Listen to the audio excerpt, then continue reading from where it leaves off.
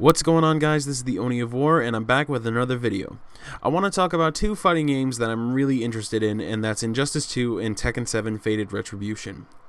Now, Injustice 2 has a few differences from its predecessor, and I wanted to get into that, and Tekken 7, there's a few things that they changed that I wanted to talk about as well. So first, I wanted to talk about Injustice 2 and all about its story, its fighting system, the gear system, and a few little small things that I like that they added in from MKX. So first, let's go ahead and get into the story. Now, the story's more than likely going to continue off from the first Injustice, and I'm actually curious what this story is going to be about and how it's going to affect that universe. Because I know we're sticking into the universe with the Insurgency and basically Tyrant Superman being imprisoned.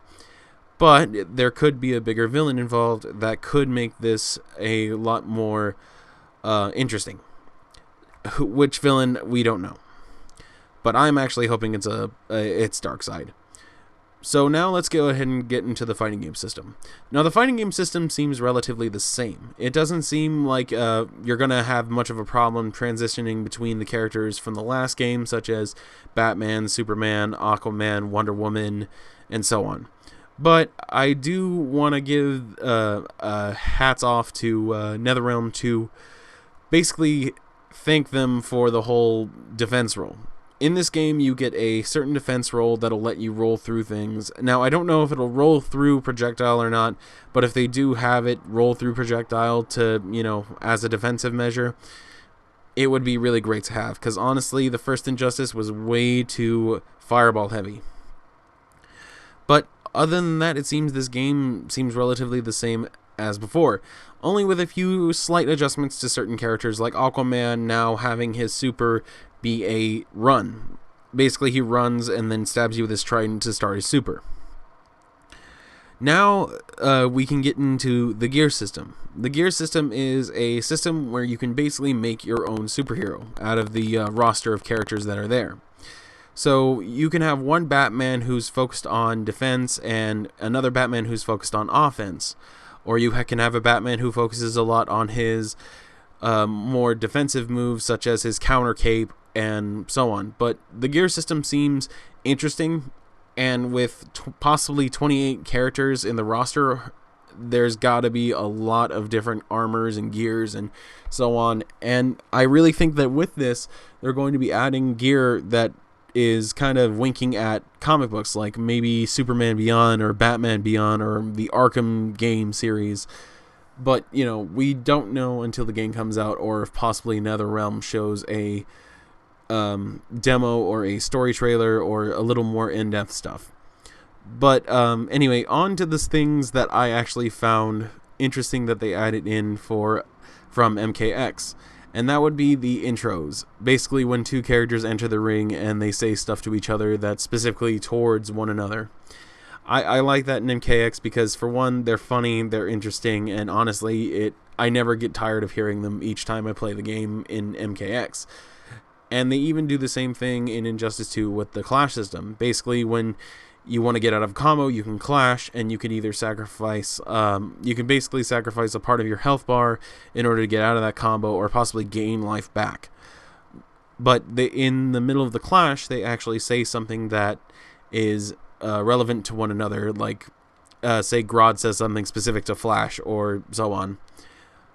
Now, in Injustice 2, it seems like this game's going to be really cool, and we don't know what changes are going to be made as we get closer to its 2017 release, but I am really excited for this game. I still play the first Injustice on my Xbox 360, as much as I do need the PS4 version, because that one has all the DLC characters.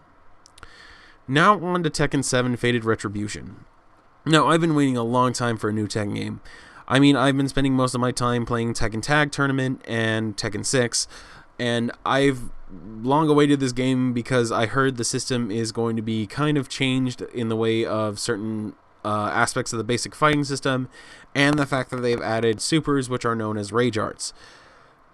But the one thing I guess I can say that I'm more excited about than the fighting system is the story, is that we actually get to see Kazuya's mother. And honestly, I love the fact of the Devil Gene storyline and how the Devil Gene has pretty much made the Mishima family what it is. But I do want to know how the Devil Gene got started and how the Devil Gene kind of goes into each generation and how powerful it is per generation. Because, I mean, first we were revealed with Kazuya having the Devil Gene, then Jin. But, you know, we didn't see Heihachi get a Devil Gene because, you know, because we both know, because everyone knows now that it was Kazumi who had the Devil Gene in her to begin with. And it's possibly the reason why she was killed. Another interesting thing about the story is that they've added Akuma. Now, I have my own little theory about why they've added Akuma. I really think that it's just a way to kind of test the waters for Tekken cross Street Fighter, and to kind of see how he will balance as a Street Fighter character in the Tekken fighting game system, and how other characters from Street Fighter will get balanced into that system when Tekken cross Street Fighter comes out in whatever time they're going to do it.